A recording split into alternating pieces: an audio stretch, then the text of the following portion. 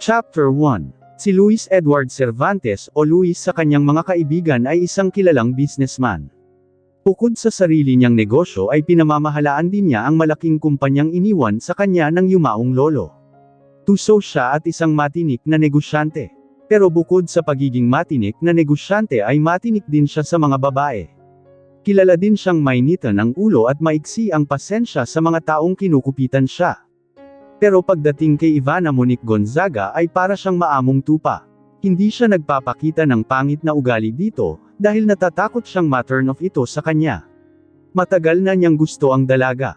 High school pa lang ito ay crush na niya ito. Hanggang sa isang mainit na gabi ang pinagsaluhan nila, para siyang nanalo sa loto nang mapag-alaman niyang siya ang una nito sa lahat, gagawin niya ang lahat maulit lang ang langit na tinamasa niya sa piling nito. Kinaumagahan ay nagising siyang may nakatutok na baril sa kanya. Nasa kwarto na pala ang mga magulang ni Ivana at galit na nakatingin sa kanya. Ang akala ng mga ito ay pinilit niya si Ivana, sinabihan siya ng mga itong didemande ng rape kung hindi niya pakakasalan si Ivana. Pumayag naman siya hindi dahil sa takot siyang may demanda kundi gusto niyang ariin na ng buo si Ivana, ikulong sa piling niya ng habang buhay. Ngunit nalaman niyang plano lang pala ang lahat dahil gusto ng mga itong kuhanan siya ng pera. Namuhi siya sa dalaga pero hindi niya ito kayang pakawalan. Ivana gising na. Dahan-dahan akong nagmulat ng mata at imbes na mukha ni Mommy ay mukha ni Yaya Daling ang nabungaran ko. At wala na rin ako sa sala kundi nandito sa loob ng kwarto. Wala na rin yung 5 lalaki. Bumuntong hininga ako. Panaginip lang pala. Gising ka na. Di ba may lakad kayo ni Ana? Sabi ni Yaya Daling. Oo nga pala. Agad akong bumalikwas ng bangon at dinampot ang cellphone sa side table. Pasado 8:00 na ng umaga. May usapan kami ngayon ni Ana. O sige lalabas na ako, ipaghahanda na kita ng almusal. Ani Yaya Daling.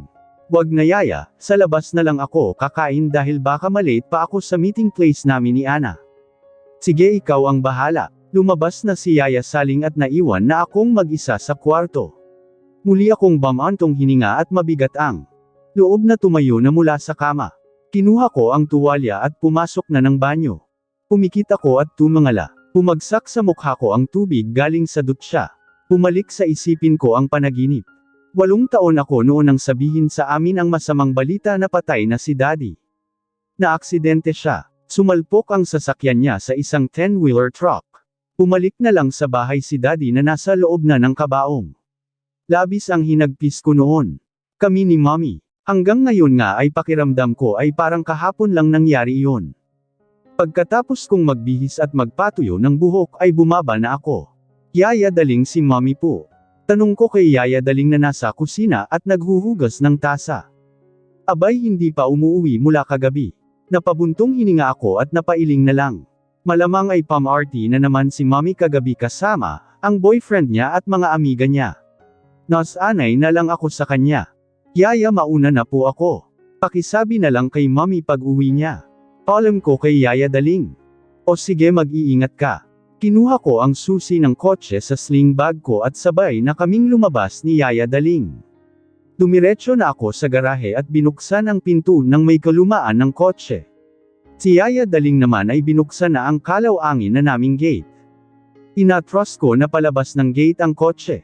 Pumusina ako kay Yaya Daling. Kumaway naman siya sa akin at sinarado na rin ang gate. Pinigyan ko muna ng huling sulyap ang bahay bago pinaandar paalis ang kotse. Simula nang mamatay si Daddy ay unti-unting nagbago ang lahat sa buhay namin ni Mommy. Unti-unting naubos ang mga pinundar ni Daddy. Pati ang mga negosyo namin ay isa-isang nagsara. Ang sabi ni Mommy ay marami daw utang na naiwan si Daddy. Ang natira na lang ay ang bahay namin na bakbak na ang pintura at kalaw-angin na ang gate at may tulo pa sa loob sa tuwing uulan. Sa 4 naming sasakyan ay itong lumang kotse na lang. Ang naiwan dahil nabenta na rin ang 3. Ang popahan sa may kanto. Ang pinagkukuhanan na lang namin ng pangkain namin sa araw-araw at pangbayad ng mga bills buwan-buwan. Ang 3 naming kasambahay ay isa na lang dahil wala na kaming pangsweldo. Si Yaya Daling na lang ang naiwan. Ayaw niyang umalis sa amin. Bukod daw sa malayo ang probinsya niya ay hindi daw niya ako kayang iwan. Nangako daw siya noon sa biological mommy ko na aalagaan ako, hanggang sa makapagtapos ako ng pag-aaral. Nakakahiya nga lang minsan sa kanya dahil laging delay ang sahod niya pero hindi naman siya nagrereklamo. Isang taon na lang ay gagraduate na ako sa kursong Business Administration. Mabuti na nga lang bago namatay si Daddy ay naglaan talaga siya ng pera sa bangko, para sa pag-aaral ko hanggang sa kolehiyo. Kaya kahit papaano ay hindi ako namamroblema sa tuition ko. May iba rin akong pinagkakagastusan sa school at para rin sa sarili ko, pero nag-agawan ko naman yun ng paraan sa pamamagitan ng diskarte. Hindi ako nanghihingi kay mommy dahil alam kong wala rin naman siyang maibibigay sa akin. Panggastos nga lang din niya sa sarili niya ay kulang pa. Minsan sa akin pa humihingi. Ngayon nga ay magkikita kami ni Ana para sa pag-a-applyan naming trabaho habang summer break. Para pagpasok ng school year may extra money ako. Siguradong maraming gastusin. Panggasolina pa nitong kotse. Ako lang naman ang gumagamit ng kotseng to dahil ayaw gamitin ni mommy. Luma na daw at nakakahiya sa mga amiga niya. Okay pa naman ang makina nitong kotse kahit luma na. Sadyang may pagkamaarte lang talaga si mommy at social era. Ako rin naman, noon. Pero sa estado ng buhay namin ngayon ay binuwas-bawasan ko na ang pag-iinarte at pagpapakasosyal dahil hindi na kami mayaman. Tumunog ang cellphone kong nasa passenger seat. Tinampot ko ito at pinindot ang green button. Bes on the way na ako. Sabi ko kay Ana na nasa kabilang linya. OMG Bes, mal-elate ako sa meeting place natin kasi hindi pa tapos mag-sermon si Kuya. Napangiwi ako nang marinig ang malaking boses ni Kuya niya sa kabilang linya. Okay Bes, hintayin na lang kita sa town center. Pinatay ko na ang cellphone at binalik sa passenger seat. Tutal mal-elate si Ana sa meeting place namin ay kakain muna ako. Tamang-tama medyo gutom na ako. May nakita akong convenience store. Pinarado ko sa harap nito ang kotse at bumaba na. Pumasok ako sa loob at bumili ng makakain. Pumili ako ng hot chocolate at isang sandwich. Pagkabayad ko ay lumabas na ako. Sa kotse ko na lang ito kakainin. Pagkatapos kong kumain ay tinapon ko na sa maliit kong basurahan ang styro cup at tissue paper. Pinuhay ko ang makina at inatras palabas sa parking area ng convenience store. Pero nagtuloy-tuloy ang pag-atras ko at sa taranta ko ay napatili ako. Hanggang sa may kumalabog sa likuran ng kotse ko at muntik pa akong mapasubsob sa manibela. Lumingon ako sa likuran ng kotse. Napasinghap ako at nanlaki ang mata nang makita ang isang itim na kotse na halatang mamahalin. Bumukas ang pinto sa backseat ng itim na kotse at bumaba ang isang malaking lalaki na naka-shades na halatang galit. Patay. Look Elise, patong-patong na ang interes ng utang ng kuya mo. Tapos na rin ang 3 buwang palugit na binigay sa kanya. Kapag hindi pa siya nakapagbayad kahit kalahati ay ipapakulong ko siya. Inis na sabi ko sa kabilang linya habang papalabas na sa gusali ng financing company ko. Are you serious babe? Ipapakulong mo talaga ang kuya ko. Yes, I'm dead serious. Mariin na sabi ko sa kabilang linya. Umabot na sa 15 milyon ang utang ng kuya ni Elise sa kumpanya ko, puwera pa ang tubo. Hirap din ang mga tauhan kung singilin siya. Kampante yata dahil nagde-date kami ng kapatid niya kaya akala siguro madedaan lang ako sa pakiusapan. 2 beses ko na siyang pinagbigyan ng palugit at hindi na yun lalampas sa 2. Maswerte na nga siya at pinagbigyan ko pa pero naubos na ang pasensya ko. Kapag hindi pa siya nagbayad kahit kalahati ay ipakukulong ko na siya. O baka naman gusto pa niyang masaktan. Pero babe, kuya ko yun. My brother, the hell I care. Ang utang ay utang. Dapat bayaran, narinig kong bumuntong hininga si Elise sa kabilang linya. Magkita tayo later babe. Mag-usap tayo. No. Saka na tayo magkita kapag nakabayad na ng utang ang kuya mo. Hanggang bukas na lang ng 3:00 ng hapon ang ibibigay ko sa kanyang palugit. At kapag hindi pa siya nagbayad, pupuntahan siya ng mga tauhan ko. Pinal na sabi ko at binaba na ang cellphone. Nang magring ito ay tuluyan ko na itong pinatay. Paglabas ko ng gusali ay sinuot ko ang aviator kung nakasabit sa neckline ng V-neck t-shirt na suot ko. Nakaabang na ang driver kong si Goryo sa Audi kong bagong bili. Agad niyang binuksan ang pinto sa backseat. Sumakay naman ako at inayos ang suot na coat. Saan po tayo sir? Tanong ni Goryo nang buhayin na ang kotse. Sa BGC building tayo Goryo. Yes sir. Pinaandar na ni Goryo ang kotse. Ngunit kalalabas pa lang namin ng compound at hindi pa nakakalayo ay may bumangga sa harapan ng kotse. Anak ng Tokwa naman Goryo. Ulalas ni Luis. Sir, bigla pong umatras yung kotse sa harapan. Namumutlang sabi ni Goryo na halatang takot sa amo. Tiningnan ko ng matalim ang kotseng may kalumaan na inatrasan ang harapan ng kotse. Wala pang isang linggo nang mabili ko ang kotse na hindi biro ang halaga may bumanyag na. Ayoko sa lahat ng tatanga-tanga. Inis na bumaba ako ng kotse para komprontahin ang tatanga-tangang driver. Sumunod naman si Goryo. Hindi yata maganda ang umaga ko ngayong araw na ito. Nakapamewang na tiningnan ko ang harapan ng kotse ko. Bagamat wala itong tupi gaya ng likuran ng lumang kotseng bumangga ay lintek naman ang gasgas na inabot nito. Tiimbagang na lumapit ako sa pintuan ng driver seat ng lumang kotse at kinalampag ang bubungan nito. Get out! Sigaw ko. Makakatikim talaga sa akin ang driver na ta. Narinig ko naman ang mahinang click at dahan-daang bumukas ng pinto. Bumaba ang isang babae na pamilyar sa akin ang figure at amoy. Kuya Luis. Nakangiwing sambit ni Ivana. Kuya kinakabahang sabi ko paglabas ng kotse. Kotse pala ni Kuya Luis ang naatrasan ko. Nilampasan ko si Kuya Luis at tiningnan ang likuran ng kotse ko. Napakagatlabi ako nang makitang may yupi, ang likuran ng kotse ko at may malaking gasgas naman ang kotse ni Kuya Luis na halatang bago. At hindi lang siya basta kotse kundi mamahaling kotse. Isang latest model na Audi na hindi biro ang halaga. Siguradong hindi rin biro ang halaga ng pagpapaayos ng kotse niya. Naku, saan ako kukuha ng pera pampaayos? Nababahalang nilapitan ko ulit si Kuya Luigi. Kuya Luis sorry, hindi ko sinasadya. Sa taranta ko kanina hindi ko agad natapakan ang brake. Tarantang paliwanag ko habang nakatingala sa kanya. Nakasuot siya ng itim na shades at bahagyang nakaawang ang kanyang labi. Hindi ko tuloy matukoy kung galit ba siya. Kuya Luigi babayaran ko na lang. Are you okay? Are you hurt? Biglang tanong niya at hinawakan ang isang pisngi ko. Tinanggal niya ang shades niya at ininspeksyon ang mukha ko pati ang katawan ko. May masakit ba sayo? Saan ang masakit sayo? Nahigit ko ang hininga dahil ang lapit ng mukha niya. Ang init din ng palad niya. Ang mukha niya ay punong-puno ng pag-aalala. Ang mapusyaw na kulay tsokolating mga mata niya ay tila mainit na bagay humahagod sa balat ko. I am okay Kuya Los. Walang masakit sa akin. Hindi naman ako nasaktan. Sabi ko. Sigurado ka. Baka iniinda mo lang. Dadalhin kita sa hospital. Nag-aalala pa ring sabi niya. Hindi, ayos lang talaga ako Kuya Luis. Natatawa nang sabi ko sabay kagatlabi. Pero yung kotse mo ang hindi okay.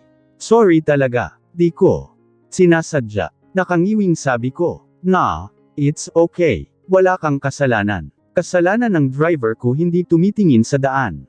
Tiningnan ko ang driver niya na kumamo na lang sa ulo.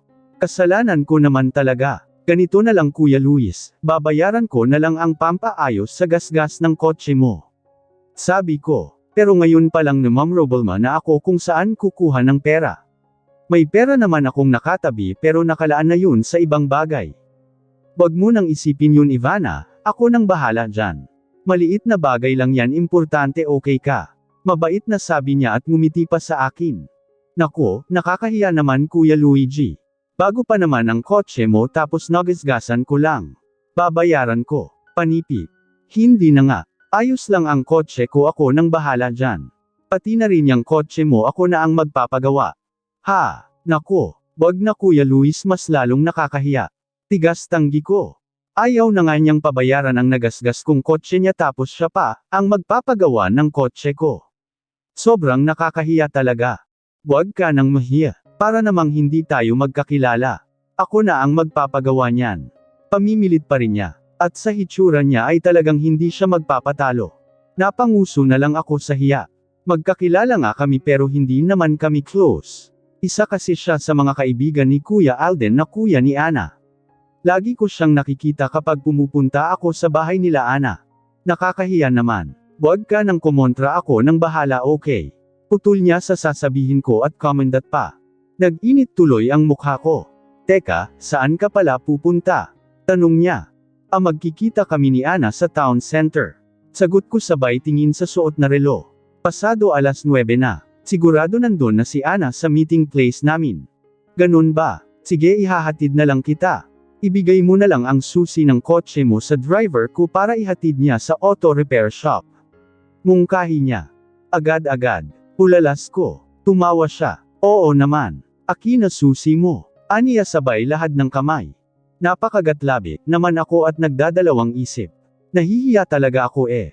Sige na. Pamimilit niya na natatawa pa. Ngumuso ako at kinuha na ang susing nakasuksok sa ignition.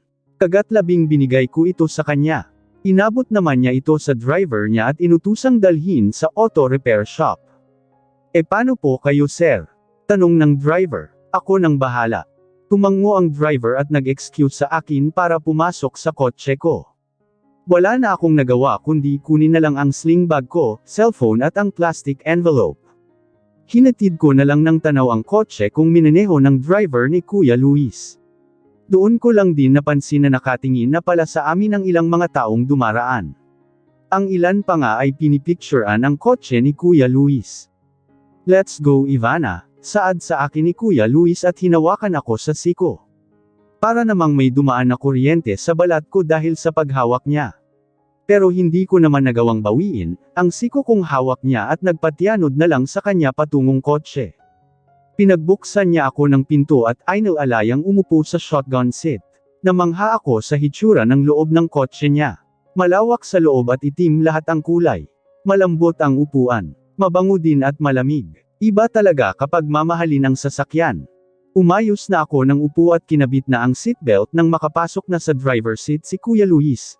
Dahil nakulab kaming dalawa sa loob ay naamoy ko ang men's perfume na gamit niya.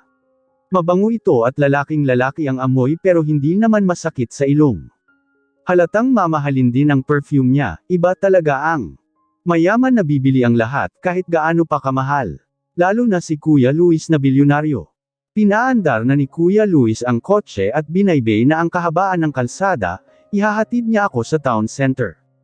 Teka Kuya Luis, paano pala tong kotse mo? Hindi mo pa ipapagawa, nakakahiya naman. Mauuna pang magawa ang kotse ko kesa dito sa kotse niyang nadisgrasya ko. Isusunod ko na ito sa repair shop pagkahatid ko sayo. Aniya at sinulayapan ako sa rearview mirror at ngumiti. Nahihiyang gumanti rin ako ng ngiti.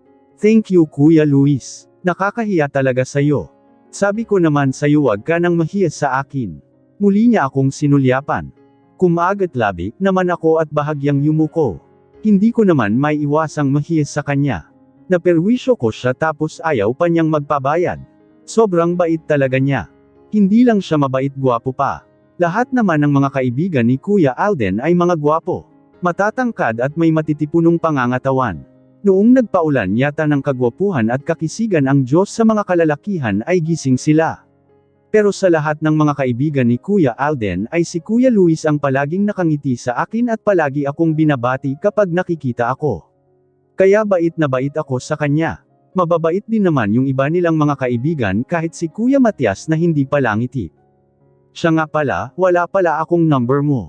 Tatawagan kita kapag okay na ang kotse mo, saad sa akin ni Kuya Luis at inabot sa akin ang cellphone niya.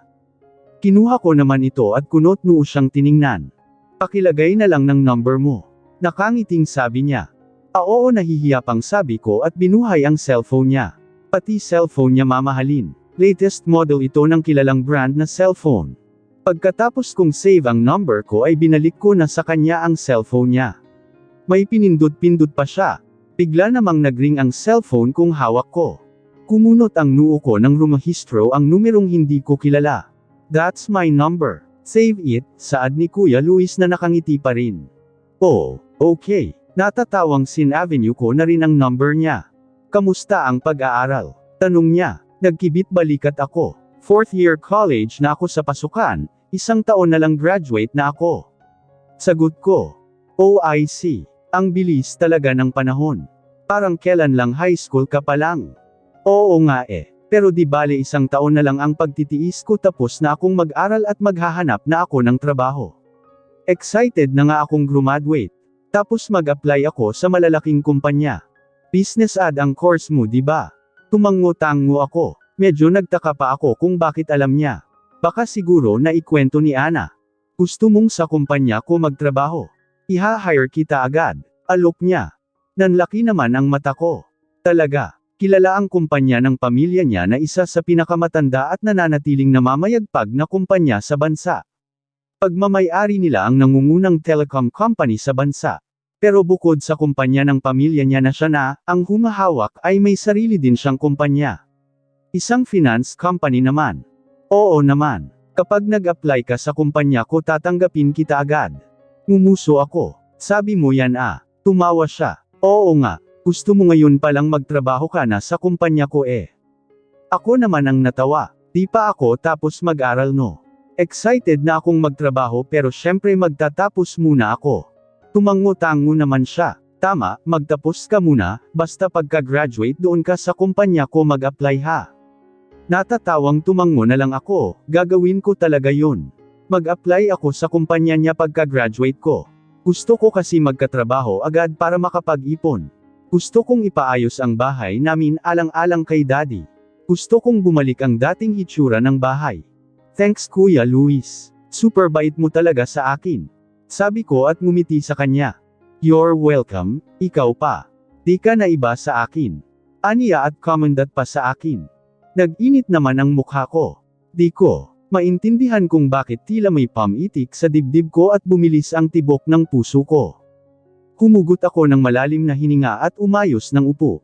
Ilang sandali pa ay huminto na ang kotse sa harap ng town center.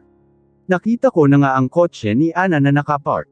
Nagpasalamat ako ulit kay Kuya Luis bago bumaba ng kotse. Sinabihan naman niya ako na tatawagan kapag okay na ang kotse ko.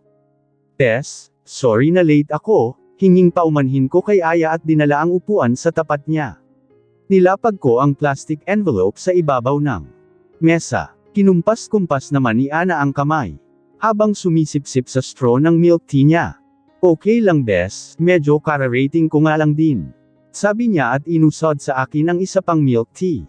Thanks. Kinuha ko ang straw at tinusok sa plastic na cover at sumipsip. Pasensya na bes, may nangyari kasi kanina. Mukha nga, nakita ko nga hinatid ka ni Kuya Luis. Anong meron? Aniya. Bahagya akong napasinghap. Nakita pala niya yun. Saka ko lang napagtanto mula dito sa ikalawalang palapag na kinaroroonan namin ay kitang-kita ang lahat na nasa ibaba. Ano kasi, aksidenteng naatrasan ko kanina. Ang kotse niya hayon na damage. Nakangiwing sabi ko, talaga, anong nangyari? Nagalit siya sa'yo. Pinagbantaan ka. Nanlalaki ang matang sunod-sunod na tanong niya. Mukha nga rin siyang kabado. Natawa na lang ako sa reaksyon ng mukha niya. Hindi no. Ang bait-bait nga niya eh.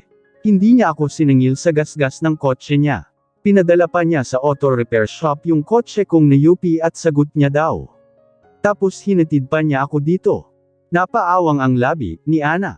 Totoo. Parang di makapaniwalang tanong niya. Oo nga, mabait naman si Kuya Luis eh. Natatawang sabi ko at sumipsip sa straw ng milk tea. Si Ana naman ay napailing-iling na lang habang sumisipsip din sa straw ng milk tea at nakatingin sa akin. Ngiting-ngiti ako pagbaba ko ng kotse. Sumalubong sa akin ang isang mekanikong naka-jumpsuit. Good morning sir. Good morning. Nakangiting bati ko rin, napaawang naman ang labi ng mekaniko habang nakatanga sa akin. Tinaasan ko siya ng kilay. Nag-iwas naman siya ng tingin at tumingin sa kotse ko. Ang tindi ng gasgas nitong kotse nyo sir ah. Sabi niya at ininspeksyon ang gasgas sa unahan ng kotse ko. Napailing-iling pa siya. Kaya nga eh, teka, yung kotseng dinala dito ng driver ko ginagawa na ba? Tanong ko. Kilala na nila ako dahil regular customer ako dito at kaibigan ko ang may-ari nitong repair shop. Opo sir, ginagawa na po. Sabi ng mekaniko at tinuro ang pwesto ng kotse ni Ivana, kung saan dalawang mekaniko ang gumagawa sa likuran ng kotse. Good, ipapakoting ko rin pala yan. Sabi ko, Luis. Minisihan ko si Pierre na papalapit sa akin. Nagkamay kami at nagtapikan sa balikat. Kamusta pare? Ngayon lang ulit kita nakita dito ah. Sabi ko.